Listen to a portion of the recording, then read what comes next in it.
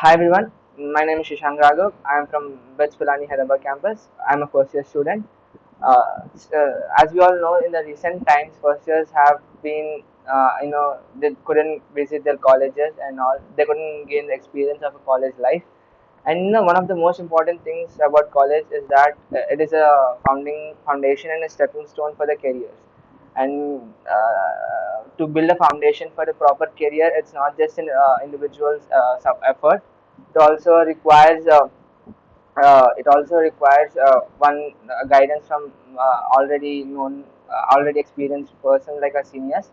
So today with us, we have Akash Bongiri from 2017 batch from BITS Pilani Hyderabad campus. So what he thought was there are a lot of first years like myself who need guidance. So what he figured out was that he'd make a podcast series with other alumni or other graduated seniors of BITS Pilani Hyderabad campus so that they can provide guidance to the freshers and the first years, and it will definitely guide them in a proper career path. So now without further ado, let's get right into the video, and welcome to our channel Light with Chance.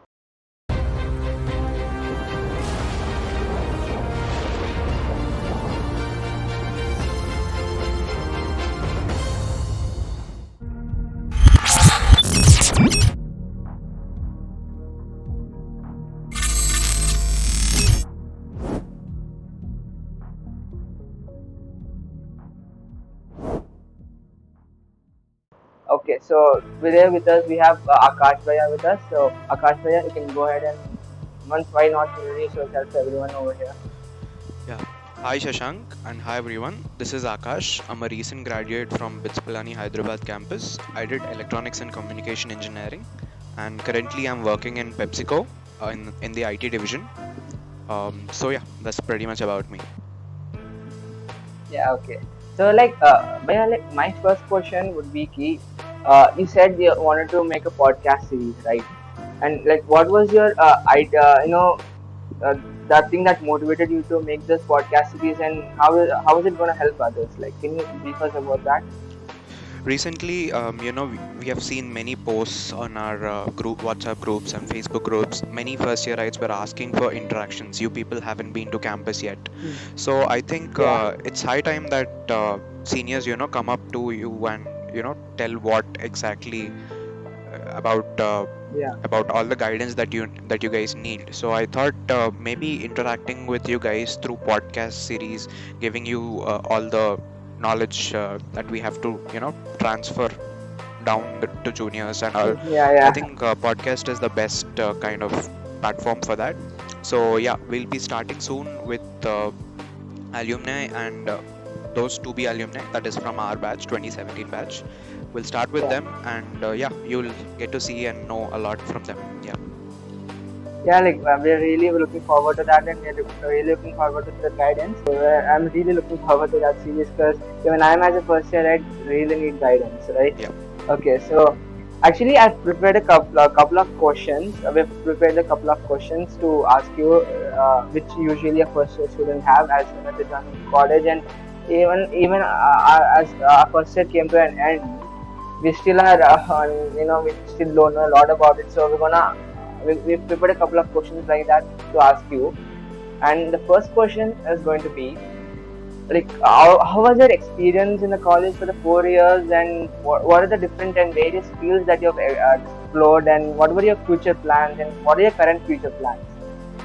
Sure. So yeah, thanks for asking that question. I think mine has been a roller coaster ride for these 4 years. Unfortunately, we haven't enjoyed the last part in our college. We haven't been to college in the final year. So it Yeah. was all online, but I think for the first 3 years that I was on campus, I really enjoyed a lot, really learned a lot.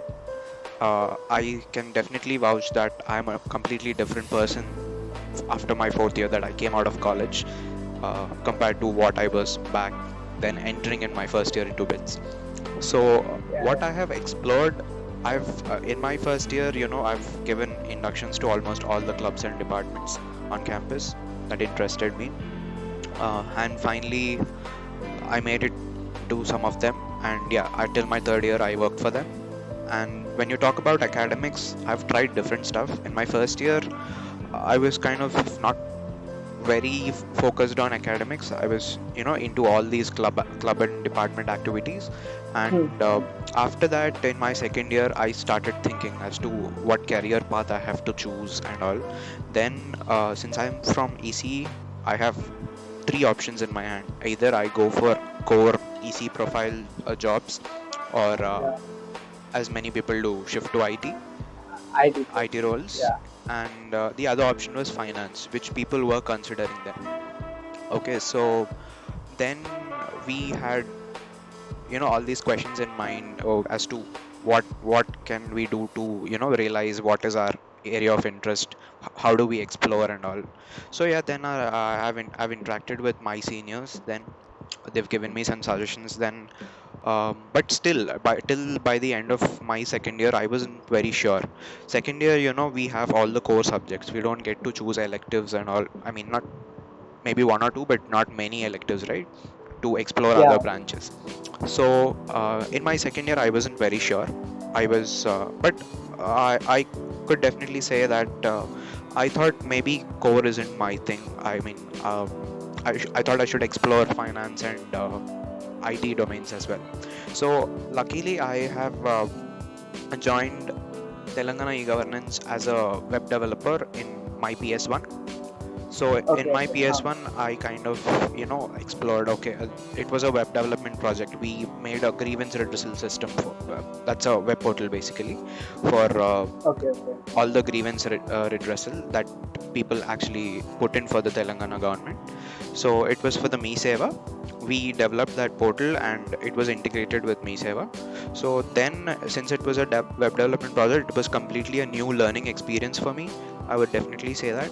And also, I have learned a lot about, it was the first time me getting into those coding related stuff and all. It was, and So like so was this the point that you decided that you'd pursue a career in IT? Like was this the starting point? yeah, I can say that was the starting point. Yeah, definitely. Then on, I thought, okay, this is something that's interesting me. I really enjoyed my time in PS1 as well, Okay. So it it was really very refreshing for me, and I learned a lot basically. So I thought, okay, maybe IT is my thing. Then I started coding from then. Initially, I wasn't doing all the DSA stuff, all or whatever that is required for the interview and all. Hmm. I was into web development. So when I came into my third year, I had the chance for choosing many electives. So discipline electives and open electives that we have in our Yeah. college. Yeah. I would definitely the academic flexibilities that we have in BITS. I don't think we have it in other colleges. I think really like.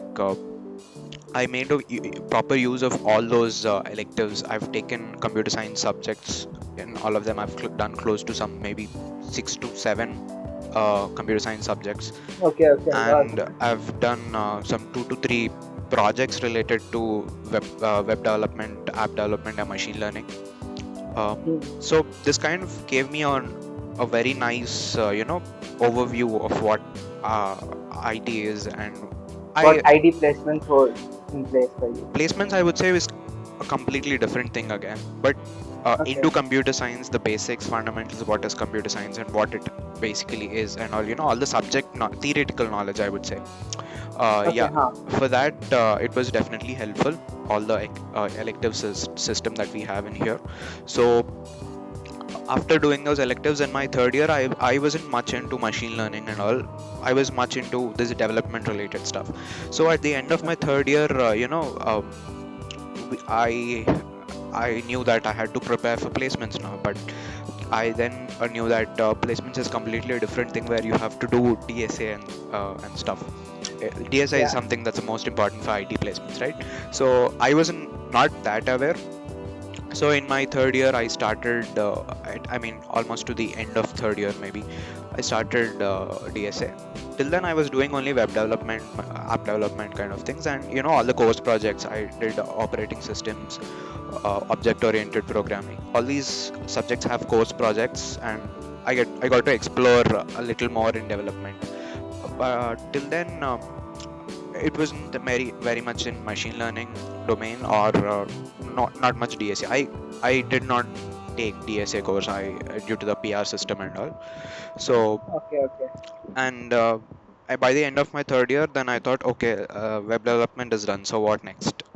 So I have two options now in IT: placements and also machine learning. So I did have a thought of doing masters at some point of time later in my career, but I wasn't sure when to. So I thought, okay, so if I want to do masters, what is that I need to have in my profile, right? So yeah, then it was starting point for me to take projects under professors and all. So Okay. by the end of my third year, I mean in my 3-2, I took a project under sir. It was it started off as a development project, an app development project, and then it translated into machine learning project later. So also I Okay. have done some development projects as part of course projects and other projects under CS professors as well. So I kind of built a rapport with them, and finally by the end of my third year, I've decided, okay, I need to make my profile strong for masters as well. Okay, so then I thought maybe research is something that I would have to focus on, and also have to increase my CG, and also build rapport with professors. These three things that you should really concentrate to improve your profile for masters. But I wasn't sure till my fourth year also whether I will be going for a job, or I'll be directly going for masters. So I kept it. I kept that decision postponing, but I equally built both my profiles. So then, Okay, so you couldn't decide until your fourth year, and you built both the profiles, like a profile which could yes, be benefiting for masters as well as placement. yes. Like wouldn't that be too tiring, or like No, it was, is it even yeah. possible? So yes, that was definitely a good question. But what I thought is, okay, if I have to, separately do projects under Hmm. professors, I mean, out of my coursework and all, it would definitely take so much of my time, and I couldn't do justice to all of them. So what I thought is, okay, let me take these projects as part of course projects. Course projects, I mean, there are these Huh. project type courses, right? You have DOP, LOP, Yeah. SOP. So I've taken Yes. a DOP, design oriented project in my 3-2. As I said, under I did that as a. By the way, here again, since I'm from a Phoenix background, I have Yeah. this inhibition of not asking CS professors. Obviously someone from CS would be Yeah. preferred, right, for under CS professor. Exactly. Yeah. So here again, I had to search. Then what I did is, okay, I thought, okay, maybe for a Phoenix students, it's quite difficult to get into. I wasn't aware then, so I thought it was difficult to asking a CS professor for a project. What I thought is, okay, we have the project bank now, let me see if any Phoenix professor is offering a software project, IT related project. Yeah. Then I got to find Hmm. this Hmm. professor offering app development project. I went and showed him my PS1 project. I showed a demo of the. And that web development Yes, that you did for yes, the TS government, yes, right? yeah. Yeah. Yeah. So I did a demo of project to him. I showed the demo, and he was quite satisfied with it, and he gave me the project. So I did my project with him in 3-2. Now coming to my 4-1, I took PS2 in my 4-1. I worked for a company called, and there okay. it was common. Early weeks I did a development project, and later on I got shifted to another project, which, So it was also an IT placement. Like it was also yeah, a IT related yeah. internship. IT, I have decided Mm. the almost in my third year. After my PS1, Okay. I was sure, okay, IT is my thing now. IT is my Yeah, thing. Yeah. so uh, then yeah, in my fourth year for the PS, initially it was a development project there in my PS2, but then Hmm. later I was shifted to another project. It started off as a data analytics project, then slowly over the months it translated to a machine learning project, right? So there I got to know about machine learning. I mean, I knew there was something called machine learning and all. I didn't have much exposure to it, but that Okay. project definitely was an eye opener for machine learning for me. Then I thought, okay, this is something really. I mean, at least for me, it was more interesting than development projects. I have done many development projects till Mm. then, so kind of know what developments are. I've worked with different frameworks as well. You know, Python Okay. frameworks and Java frameworks. But Yeah. machine learning was completely something different. So I thought, okay, this is something interesting. So let me try what it is. And you know, I have a. I mean, this is not a conventional method, but for me, my approach to learning anything is completely practical. For me, theory, I try to not waste more time on theory because I have this habit of, you know, learning things while actually implementing them. So whatever. Even lot of kids, including me, have that tendency. Like books make us feel sleepy and drowsy, and we cannot stay too long with books. Yeah, We tend to do stuff. yeah, no offense to anybody who is in Yeah, yeah, for, no, you know, interested for theory first and then practicals, but whatever align, whether it be machine learning, whether it be a programming language or development for that matter, I first take up a project. I keep doing that project. Wherever I don't know anything, I get back, read, and again I get back. This thing saves my time. You know, instead of learning everything, then getting onto a project, I prefer this, and I'm not suggesting this for anybody. It's up to you to decide what works for you. This works for me. even I personally would implement that only. Like even if I learn anything, I'll mostly go out there, try it, and then come back if I don't know anything. Yeah. Yeah. For me, this kind of, I think that this saves time, so I work this way. So yeah, in that way, I did that machine learning project there. Then I got to know a little about machine learning. But then PS was only for 5.5 months, so I didn't get much exposure to everything about ML. Then later, you know, YouTube is a very good source for learning anything. Yeah. I like, you know, I learned a lot from YouTube about machine learning and all the basics and stuff. Then in my 4.2, parallelly placements were going on. You know, there was a parallel line going here.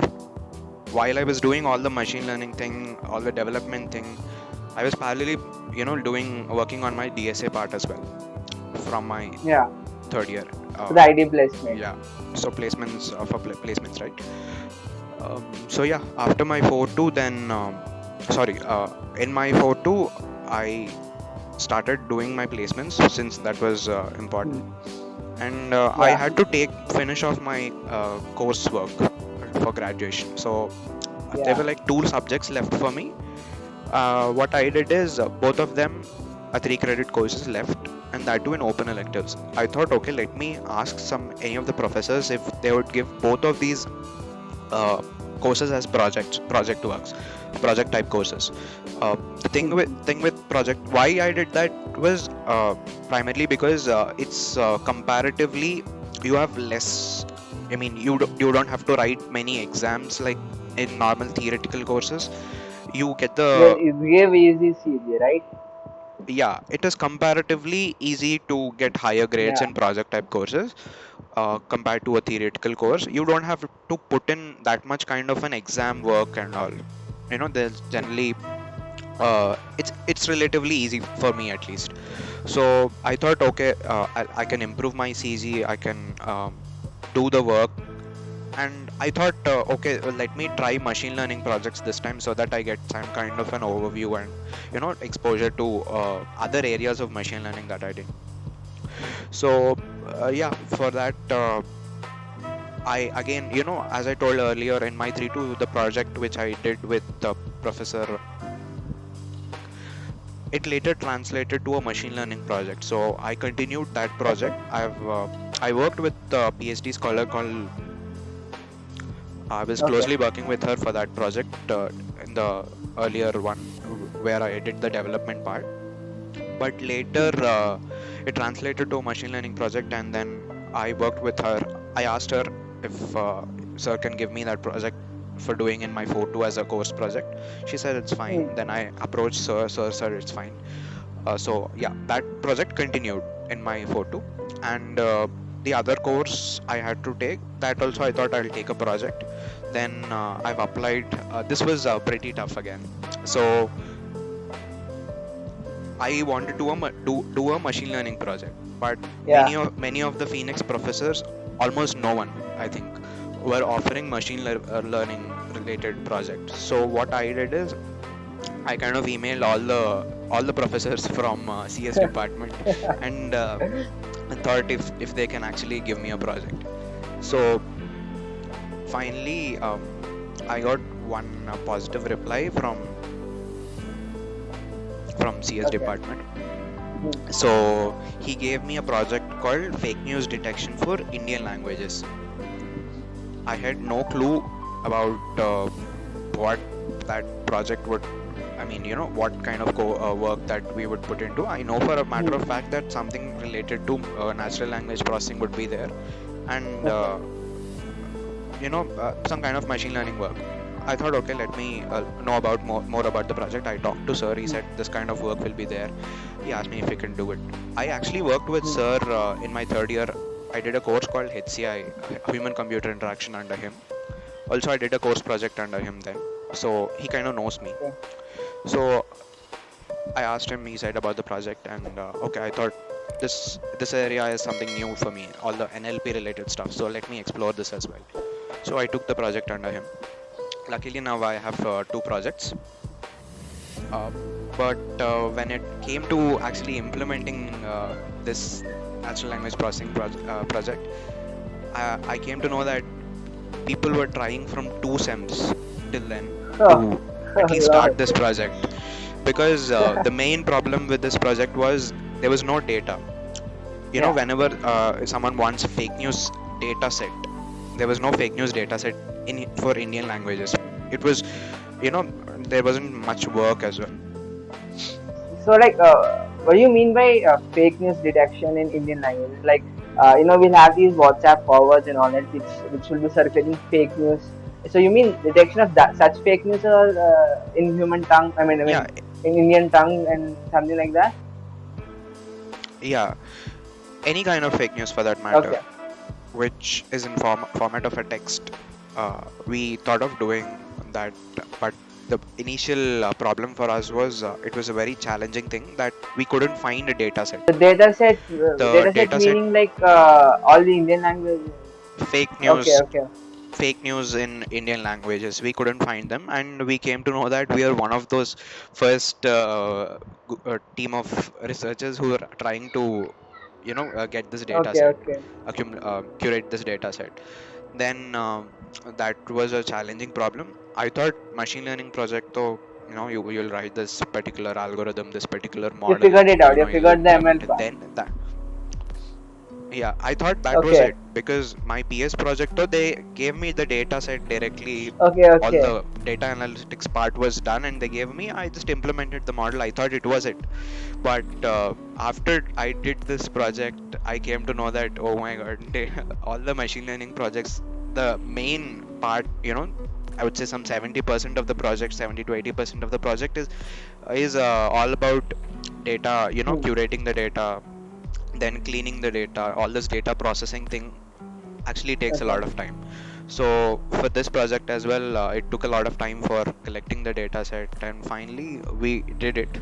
We So curated the data set for fake news, and you told that many people who could not be able, like they didn't do that. They were not able to do it for two it cents, right? wasn't. And you did it like No, I mean, it was not like they couldn't do it.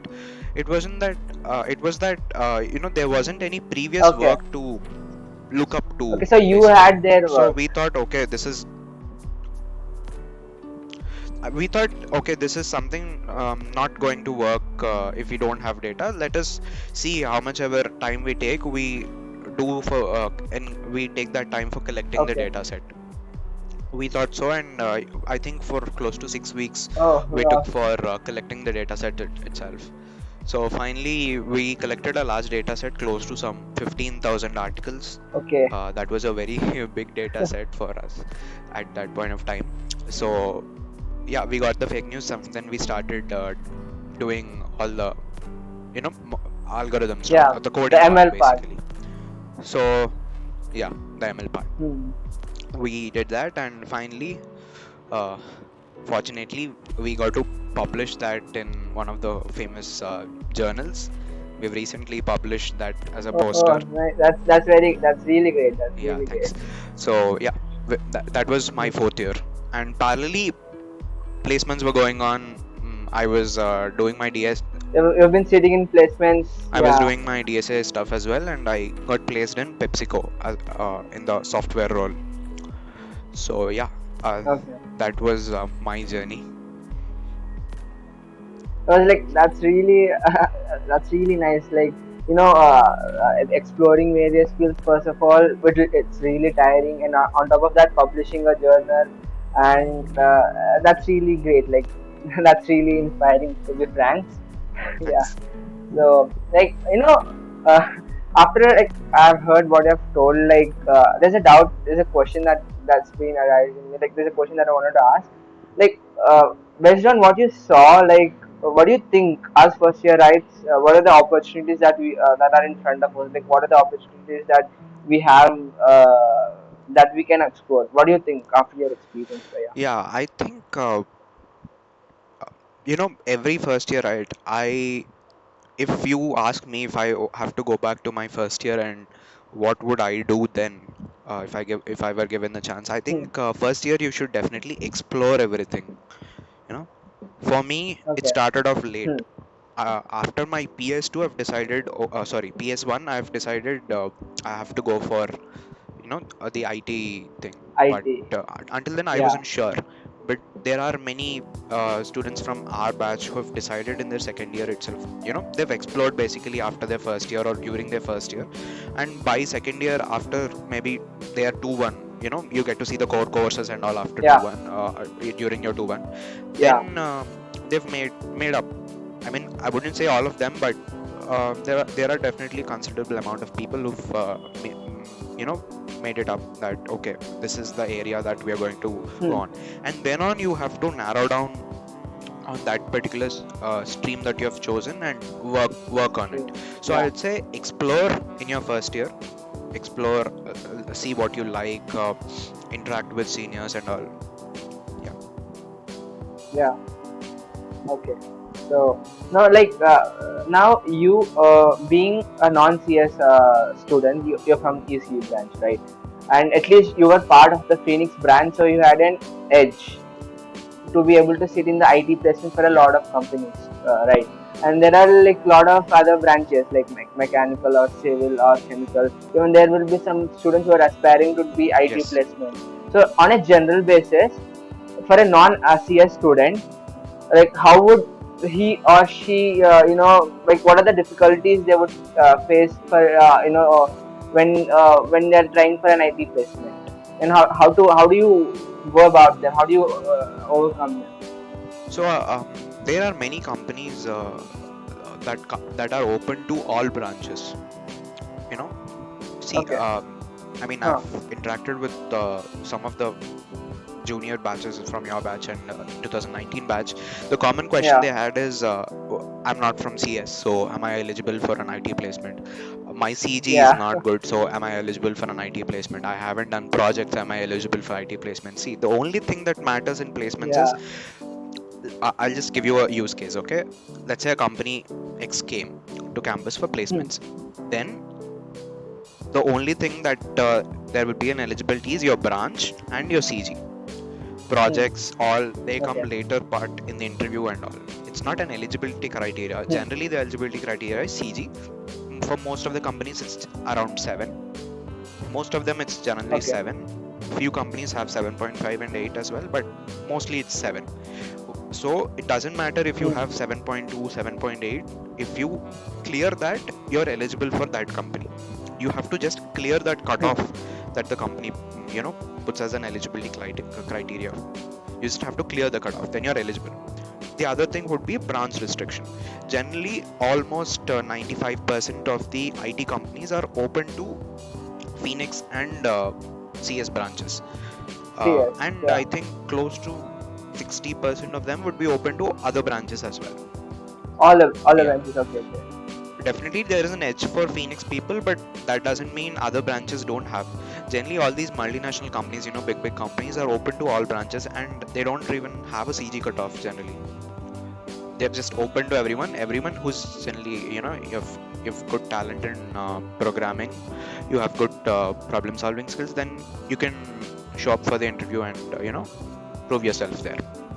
So yeah, I think that answers your question, right? Yeah, that pretty much sums up everything. So like like you've already told yourself that you did some work in the fields of AI and Yeah. ML, and you also briefed us about it. So like you also told that you did some development, right? You also did some development projects on usually web development and even app development you have done, right? So you have explored a lot of various fields.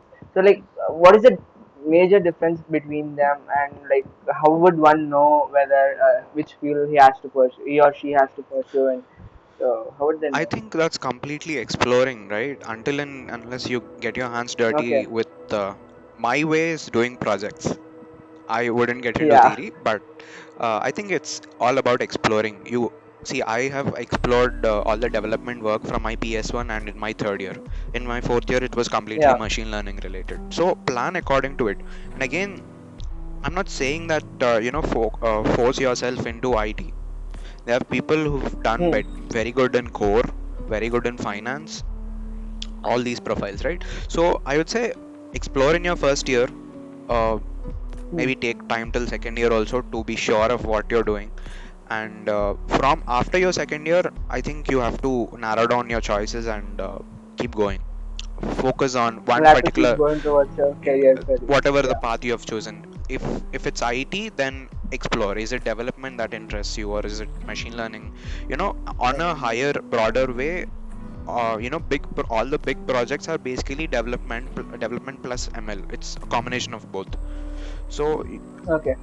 I suggest that you explore both, see what you like. Personally, I thought, when I was in my second year and before my PS1, I thought, okay, electronics is something that I have to do. In my PS1, I got exposure to development related roles. Then I thought, okay, this is Yeah. interesting me a lot. After my in my fourth year, after my PS2, I thought, okay, machine learning is interesting me more than development work. So I Okay. thought, okay, why not try machine learning domain as a career path? Now, after doing this project with Professor, then I thought, why not still narrow it down to NLP, natural language processing. So Yeah. finally, now I would like to. I mean, I'm not sure when, but definitely in 2 years, I'm planning to go for my master's, and I would like to specialize in natural language processing. I'm Okay. taking up other projects related to that, and I'm working parallelly on them. So it's all about exploring, Okay. and once you feel that this is my thing, then yeah, you have to keep narrowing down till then and focus it. Once you've fixed, okay, this is my thing, then you have to focus on that. Take up more Hmm. projects, talk to people who are experienced in that, and go on. Yeah. Okay. So like, and one more thing. By you being from an ECE background, you still managed to do some projects under professors from ECE department and even from CS department under IT projects, right? So how do we approach that? Like, how do you end up getting an IT project even if you're not from CS department? Like, how do you approach it? Yeah. So when I first approached, I had this thing in my mind. Okay, CS professors, so there'll be more competition. So let me see professors Yeah. who offer IT projects in my department. So I've looked at the project bank, and I came to know that, okay, there is actually offering an app development project. So I went to him and I went to his cabin. So then it was on campus, right? I went to his Hmm. cabin. I Yeah. told, okay, I'm interested in this project. I have done this amount of work in development. So please give me this. And Yeah. I've shown him my previous project that I did in my PS1. Yeah. So one common thing is always that you have to show your work what relevant to that particular profile that you are applying to, and uh, you know your previous work that you Okay. did, and see what the professor says. So my project was a very, I mean, full stack end to end project that I did in my PS1. Okay. So that was a complete project, and he was impressed, and he gave me that. Later point Okay. of time, now at least you guys didn't go to campus, and if you have to apply, uh, you know, virtually, then it is all about mails and phone calls, right? Mails and Yeah. yeah. So I'd say properly structure all your project works that you did. Keep bullet points, Yeah. keep it crisp. Uh, uh, I mean, make a short profile of yourself, and Like a resume of sorts. not a A resume. short. I'd say bullet Uh, points, just like keywords and whatever you did about a project. And let's say you have done three okay. projects, then three projects mentioning what they are exactly. So Okay. do them and do that work and send a mail Hmm. to them. See what they say. That's all. I think based on the professor's reply, then you'll have to figure it out. Okay, is this work for me, and or do I have to Yeah. change my draft? I think I would say first do a draft version of it, show it to your friends maybe, Hmm. or your someone or seniors or someone. Seniors. Yeah. Then Uh, get to know what you can draft more. Make 3 or 4 versions like this and send the final one to the professor. Then it looks nice, right? Yeah. yeah. See, the thing is, Okay. each professor has some different criteria of looking at when they tend to offer projects to students. So it's not a Hmm. single thing that, let's say, only your previous work, or is it only CG based allotment. They don't. It's Hmm. different for each professor, right? Okay. So yeah, applying and all. This is the thing that you have to do. You have to But draft like, it and how send it. many? How many? Yeah, like how many non-CS profs are available who actually offer ID projects? That Like, depends. is the number good enough? That depends, honestly. Every sem, you have to look at the project bank and Yeah. decide. That actually changes. Sometimes there could be more. Sometimes I've even, in my fourth year I've applied to a couple of professors for the machine learning project in my 4-2. Then even there was some department professor who was offering a Okay. machine learning project. So Okay. there are different departments of professors who offer machine learning domains and other app development domains. Even biology department Okay. offers development projects sometimes. So it's all about how Yeah. well you study. Go through all the uh, project bank and prepare your draft very well. Yeah, that's what I can say about it. Let's hope even economics department offers some like class. Let's hope.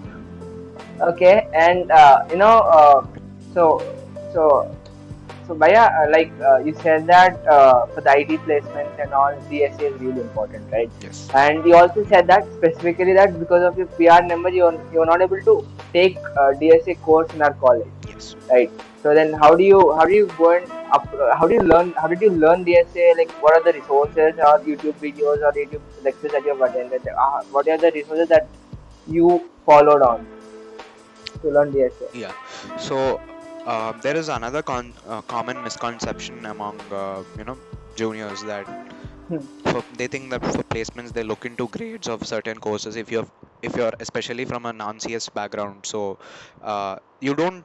I mean, you would have the opportunity, but it all depends on your PR number. I think now they're normalizing, but then it wasn't when we did our courses. Okay. So the thing is, during placements they don't really look into if you have done some particular courses or not, or how much grades you have got in those courses or something.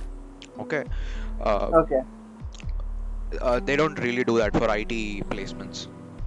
Maybe a few number of companies do that, but it's all, again, I think Hmm. general courses like object oriented programming or operating systems, not more than that.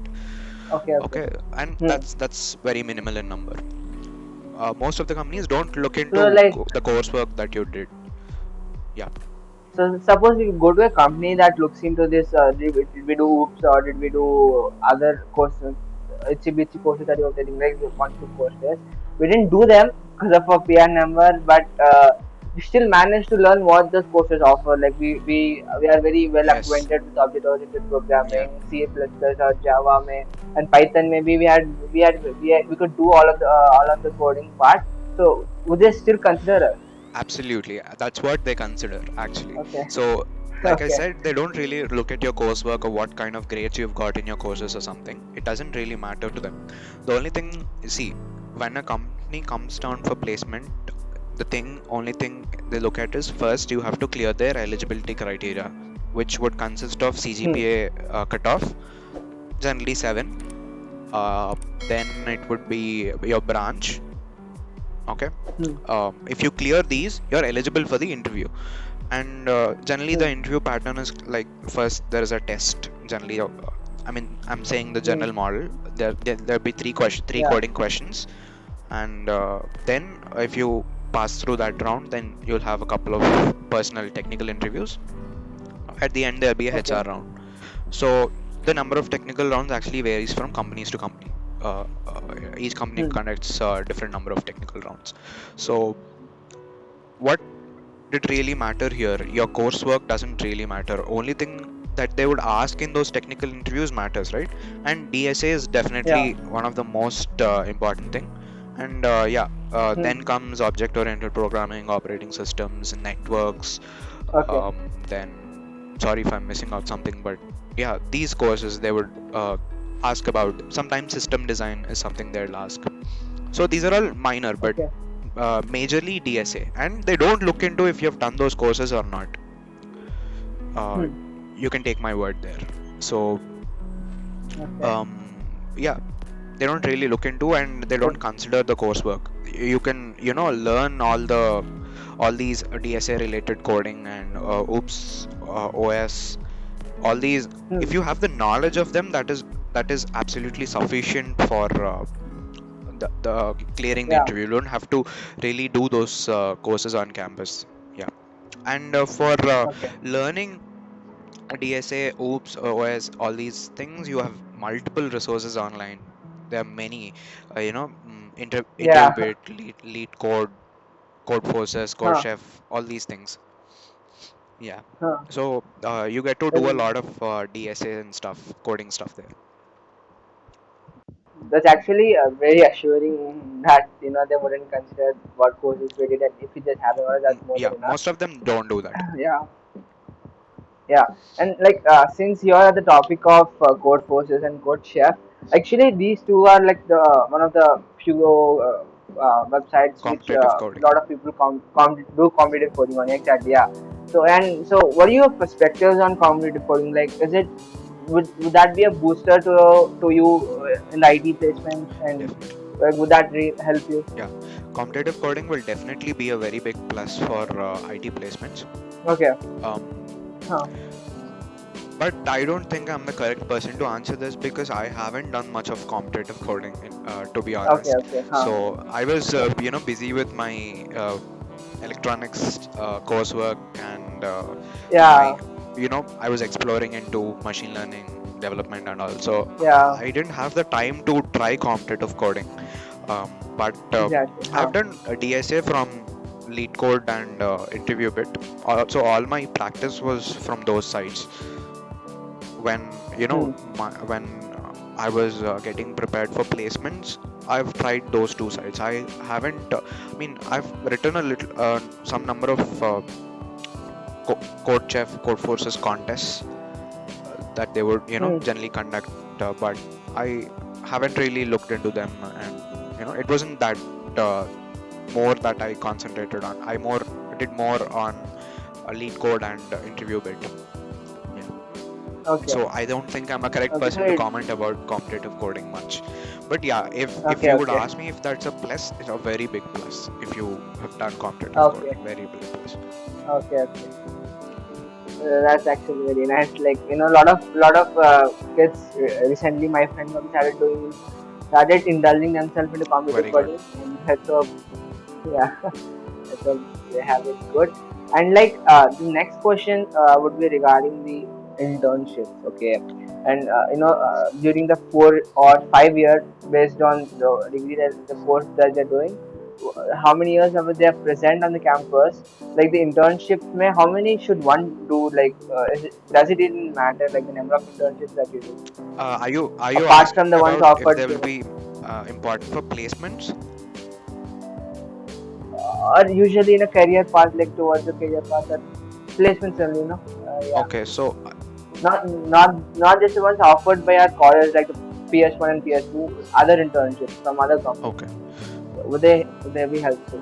I mean, if you're asking in terms of if you would get in terms of like if you would get knowledge, I would definitely say internships Hmm. would be very helpful because you'd be going on working with companies, Okay. right? Live project. You'll be working on Yeah. live projects. But Yeah. for placements perspective, it's all again if you're talking about IT placements, it's all about DSA, right? How Okay. much ever you can perform in DSA, all the interviews and all. It's generally more technical thing. It's not, they don't, I mean, I wouldn't say all companies again, but on a general way, not many companies actually look into what projects you have done, or they do look into projects and all, but they don't really count on, okay, you have these many projects, or do you have these many internships and all. They don't really do that. Okay. Okay. What Okay. plays a major So like part is it's all yeah, about how much well you perform in the interview on DSA or the other fundamentals of Okay. OOPS and OS. Um, but Okay. there are rounds for projects as well, but it's all again how well you can explain your project to them. Anyone who's actually planning for IT would obviously have projects. If not you've done personally, but you would definitely have them as a part of some course project. Object oriented programming Okay. has course project, OS has course Yeah. project, AI, ML, all these have course projects. You take any elective course, generally third year elective courses or fourth year elective courses, they do have some kind of a course project. So I mean, like 3 to 4 projects are really more than enough for. Okay. So they do really help in what do you say, interviews to some extent. To That wouldn't be a IT sector. deciding factor. The major deciding factor is all your Okay. data structures and algorithms, your coding and all that. Okay. But they Okay. would Okay. definitely play a minimal amount of role. Minimum amount role. of. Some companies Okay. have So specific like rounds for projects, but it okay. all it's not again for all the companies, and like I said, it's more on DSA. But yeah, some companies do have rounds for projects, and they test you on what you have done. They ask you some use cases on it. They ask you to explain with the use case. Okay. They ask you like what kind of technologies you've used in it, and what are the alternatives to this. So they give some use Okay. cases where your project might fail. Okay, so they'll ask you what you can do to rectify those mistakes and all such kind of questions you can Okay. expect on projects. Yeah. So okay. So to usually help boost someone's resume, like what kind of project should they take? Like a different. Can you name a few? For instance, I like, mean, we put on the resume, which would help. I mean, any kind of development projects or machine learning projects based on the role, basically. If you're applying for a machine learning role, a data scientist role or something, then I'd say putting data science related projects would definitely help you more on your resume. Okay, it will give a. Okay, so here I want to mention something. I personally, the placement unit has recommended us that you make different drafts for different kinds of roles. If you're applying for a code development related role, then you make a separate resume draft for that with different projects and different subject electives or whatever. Then if you're applying for a data science role, you make a different resume. So you make different sets of resume that, and whenever you get a role, based on that role you actually submit that particular resume. That particular resume. So it's not like you dump whatever you know in a single resume. And here this is the most important thing. Each and every word that you put in your resume, you have to be 100% sure of it. Okay, you shouldn't put something you don't know. If I'm the interviewer, I could go into so much in-depth. I can ask you in-depth questions about what you put.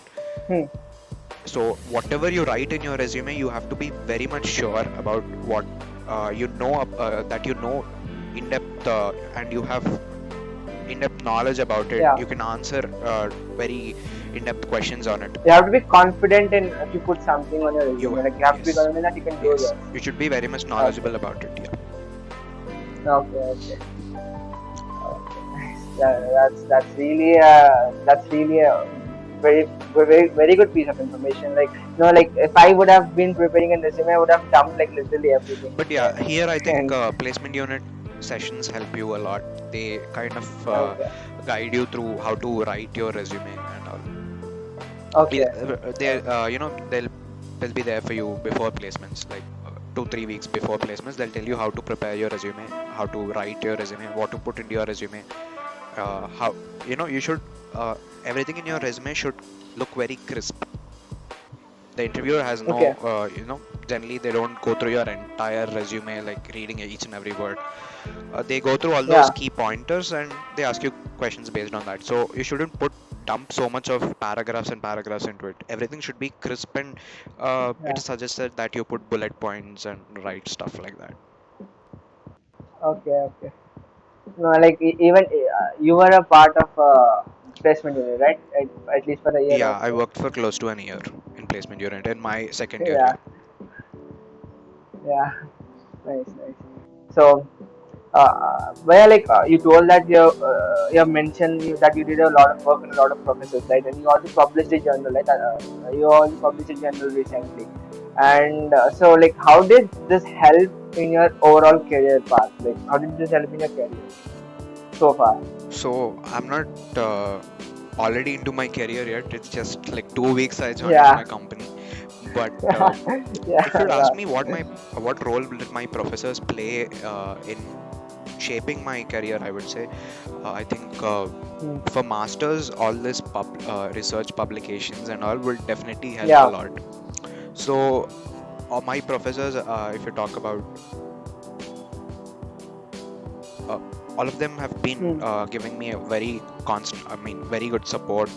Uh, Whenever I would always look up to them for any kind of questions that I would have, Hmm. and we used to have weekly meetings with them. Okay, Discussions all about what which way should we be heading and all. So I think yeah, and also so much information about masters, all those tips and all those nuances that they yeah, give tell us and all, that is I think very yeah. much valuable. Yeah. And since they've So being in since a they've already done like so much research and all, it's all about how much they can transfer to you. I think in that way yeah. I feel myself very lucky to having worked with them. So to maintaining a good rapport with your professors is really Definitely, important if you want to pursue definitely. masters, right? Yeah. There's something called letter of recommendation. If you guys don't know, your professor have to Okay, write a recommendation letter when you're applying for masters. So the professor okay, himself has to submit it on their portal, the okay, university okay. portal. Yeah, So a strong letter of recommendation would be if only if the professor knows you personally well, right? Like okay, what yeah, what is your what is your caliber, what is your talent, how much talent you have, how much research yeah, you can do, what is your potential basically. So if the yeah, professor knows you well, you have a good rapport with the professor, he can write you a good LOR. Simply just writing with lots of adjectives wouldn't really make a strong LOR. Right, I can always write as a very, okay. let's say Akash is a very intelligent person, or is a very hardworking person. All these Very good kid. adjectives wouldn't make a strong LOR. If the Yeah, professor can write you very personalized LOR, then I think that would be a strong LOR. For that, obviously, you have to maintain a very good rapport with professors. Their professors absolutely. are always welcoming. They would always love students to come and interact with them. Many of them. Okay, So okay. make good use of that constant support that professors will give you. All their guidance would definitely Yeah, help you a lot. That is one piece of advice I would always give to my juniors. Yeah.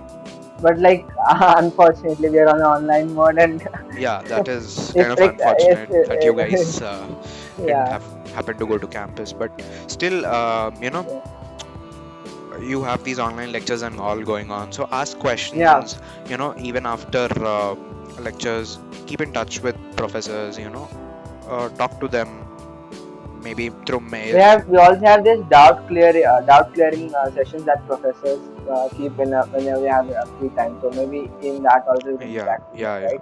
Yeah, that yeah. would be good. One thing I can definitely say is uh, keeping good rapport, maintaining good rapport with professors is definitely very helpful, and all the guidance that they give you is really important Hmm. for any student. Yeah. Okay. Okay, like one more thing, like you published a paper, right? You said that, and like would publishing papers to some journals give a huge boost for your admission for masters into a really good colleges, deemed universities. I mean, very good universities. They would definitely help a lot. If you have a research publication, then it's Hmm. a very good, I mean, huge plus, I would say. But it's Huh. not the only factor that decides your Okay. admission into a university. Your CG undergrad CG matters a lot. Your Okay. letter of recommendations matter. Your Lecture statement of professor. purpose Huh. (SOP) matters, and Okay. your GRE TOEFL scores or IELTS scores. These Okay. all these Huh. together make your profile, right? So each of them is important. Yeah. Not only research profile, but definitely having published research papers and all will definitely be a very good plus for your profile. So yeah. So now. So then lastly, Vaya, and that is pretty much for this video. But lastly, like any kind of an advice or any kind of an important tip that you want to give to your all the first years watching this, Yeah. or for So that matter, any one junior thing of I yours. maybe didn't tell you here in this video till now is that about the summer internship, right? So summer internship, you have it Okay. after your third year, in your after your third year summer. Basically, Hmm. you have to. It's Okay. very similar to placements, but it happens. All the interviews and all happen in Yeah. your third year, first semester and second semester as well. So Okay. I would say, let's say if someone got placed through their summer internship, their entire fourth year, you have so much Yeah. time basically. People, believe me, people have a lot of stress during placements, Okay. right? So if you've gotten a PPO, by the way, PPO means a pre-placement offer for those of you who don't know. Basically, it's similar to that you've got a Okay. placement in a particular company by doing an internship. Okay, it works that way. So summer internship, Okay. if you after you doing a summer internship, Huh. if you get a PPO in that company, then fourth year is a a lot of time to fun, and Full also you chill, can explore chill different and stuff fun. if you haven't, right? You will have a lot of Yeah. time Yeah. in Exactly. your fourth year Yeah. for that if you get placed through a PPO in your summer internship. So that is very much important. I'd highly recommend all of them who are, planning for ID placements, or some, I think some management related roles also, finance related roles also come for SI placements. Hmm. So Yeah. utilize your second year to prepare for all these kind of SI summer internship companies that come for. Summer And internship. yeah, Yeah. it's similar to placement. So Yeah. you would really have high competition as well nowadays. SI has become a big thing because Okay. generally companies that come for SI are all these big MNCs, big companies like Microsoft, all these so Uber. Okay. Yeah, all these big Okay. companies come for summer Apple, internships, Google. and there are some companies that come only for summer internships and they don't come for placements. So it's very important that you don't Okay. miss an opportunity there. And so yeah, now I think Yeah. I'd again revise to say that explore in your first year, second year narrow it down. But we're already Yeah, done but yeah, with the at first least year. it's never late, right, Unfortunately. to start. Yeah. So plan, It's never late. see Yeah. your second year courses, see if you are interested in coding and stuff, and uh, if you think coding is your cup of cake, then start with it, because third year you will have summer internship companies coming up. So the thing is, you will have your interviews going on in your third year, and your summer intern, if you're selected for a particular company in summer internship, uh, your summer internship should start by the end of your third year, in the summer after your third year. Yeah, it generally goes on Okay. for 2 to 3 In the months. third year summer. After You'd third get year. high stipends if that was a good Okay, company. we even get stipend. That. Yeah, you get stipend there, uh, and all, goodies and stuff. Oh, Because all these companies that come for summer internship are generally very good companies, yeah. high paying companies basically. Okay. So yeah, if you get an internship there and you get a PPO finally after your internship, then you're set profile. Yeah. Your fourth year is basically, like you said, fun, chill, and you have a lot of time to explore things. Yeah. Yeah. So that is my last piece of advice that I would give to juniors. Explore in your first year. D- And one thing I'd like to point out about CG here. Uh, okay, this is my opinion here. Yeah. That CG, whoever tells you that CG is not important, they are talking in terms of, about placements maybe, because in placements there is only a cutoff to clear. Yeah. You have 7, let's say the cutoff is generally 7. So if you have a CG more than 7, maybe that's enough. Yeah. But at a later point of time, if you have different plans and you wanted to pursue maybe masters. wanted to pursue masters, right? Yeah. Masters, then your CGPA plays a very big role over Yeah. there. Here we have relative grading in bits. In all the local colleges, it's not relative grading. Someone who's It's got a absolute, 9.5 CGPA there, it's like you cannot compare really with people, but there's nothing kind of, they don't do a normalization or something for Yeah. masters. People tend to get good CGs and all, since it is absolute CG outside bits, right? Yeah. For all the local colleges and all. It's not the case with us. We have a relative CGPA system here. So it is highly important that you concentrate on your CG, never neglect your CG. If you have plans for your masters, and also if you don't have plans for your master, it is never a bad thing to not focus on your CG, right? There wouldn't be any harm in I'd say maintaining a good CG. Yeah, Yeah. keep your CG. I mean, this is an informal thing that I'm saying now. Like, put your CG close to 8.5 and explore whatever you want, right? If you're going for masters, then I'd say CG would play a very important role, even if you don't have plans for masters right now. But later, if you want to, you cannot go back and boost your Increase the CG, right? CG. Yeah. Yeah. So it's always better to keep your CG like above 8, I would say. That's always good. And yeah, keep your CG good, explore. Second year, focus, narrow down, and then focus.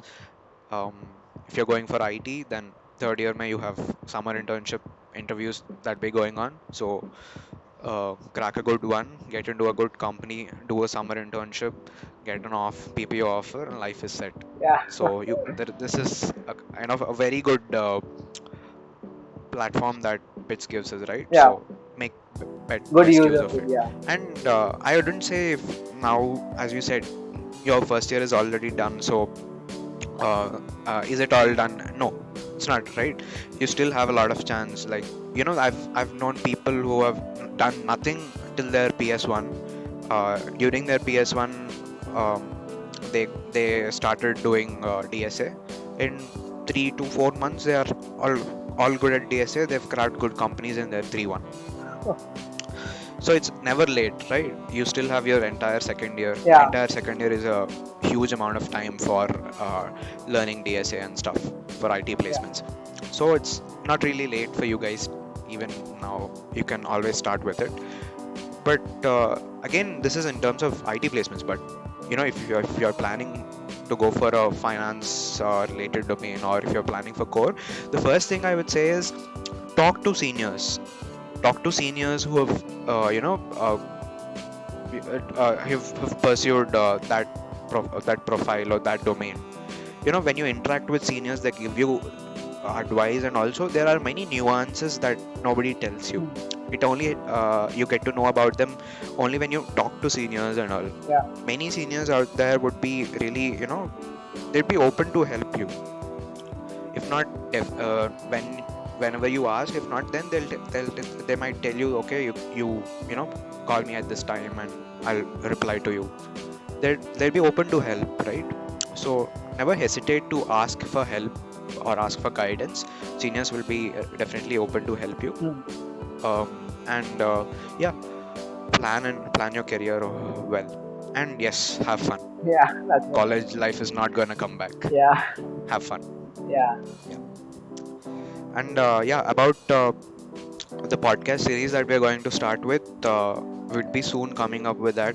Since you guys wanted to have a lot of interaction with seniors, I think these podcast series would play a very good role in giving you all that information. And we'll make sure, me and all the team of Light Bitsians will make sure that uh, we deliver different kinds of profiles through podcasts. exactly. Like this thing, like Akash Bhai is someone who got placed in IT and he pursued his career path in IT. So like a lot of questions are related to IT only. But out of profiles that we're gonna bring, there are gonna be a lot of people who pursued core, who pursued finance, who pursued management. There are gonna be a lot of various profiles in various fields of fields that they pursued in. So definitely stay tuned to our channel, and even this podcast series, they're gonna be they're gonna be in our channel, Light Productions, as well as in Akash Bhaya's channel. So as soon as they're out, just do check them out. And for now, that's it for today's video. And thanks a lot, Akash Bhaya, for being with us here today and giving us a lot of like.